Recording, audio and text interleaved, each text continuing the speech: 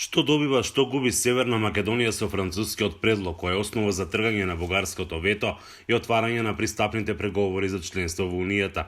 Димитар Николовски, извршен директор на Центарот за европски стратегии Евротинг, вели дека најголемиот отпор против предлогот е по прашањето на вклучување на историските прашања во преговарачката рамка.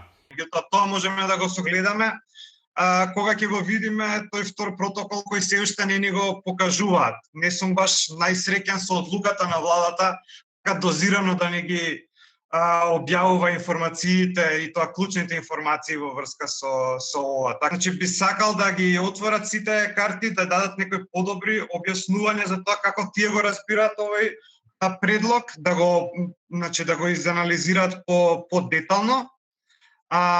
Дури потоа да има еден многу поширок консултативен процес. Екс-амбасадорот Ивица Боцевски вели дека земјава губи се со францускиот предлог. Добива мачка во вреќа, односно добива многу повеќе од една неизвестност, добива еден долг период на малтретирање од страна на Бугарија, малтретирање кое што оди по линија на сите оние идентитетски, културни, историски и други права за кои што македонскиот народ си има изборено за време на Втората светска војна. А за сметка на тоа не добива ништо. Не треба да се брза со донесувањето на конечна одлука. Премногу е големо прашањето и премногу енергија си има вложено во него за да се донесе брзоплет одлука, вели Николовски. Не сум среќен со тоа дека се создава тоа чувство на итност, take it or leave it, земе или остави сега или никогаш.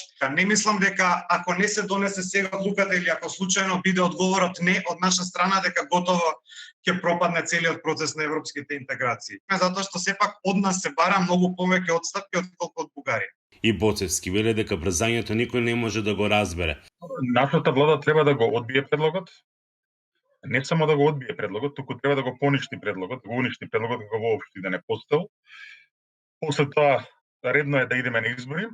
Потоа новата влада со еден јасен демократски легитимитет, поаѓајќи од едногласно усвоената резолуција на Македонското собрание околу позициите на Македонија визави спорот со Република Бугарија, седне повторно со институциите на Унијата, со институциите на Бугарија и да се избори за јасна и гласна рамка за преговори која што ќе биде исклучно фокусирана само на европското законодавство без било какво задирање на македонскиот идентитет.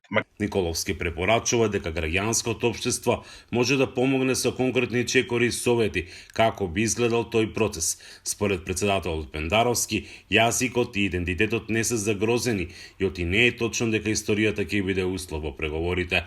Од Охрид за Гласот на Америка, Мики Трајковски.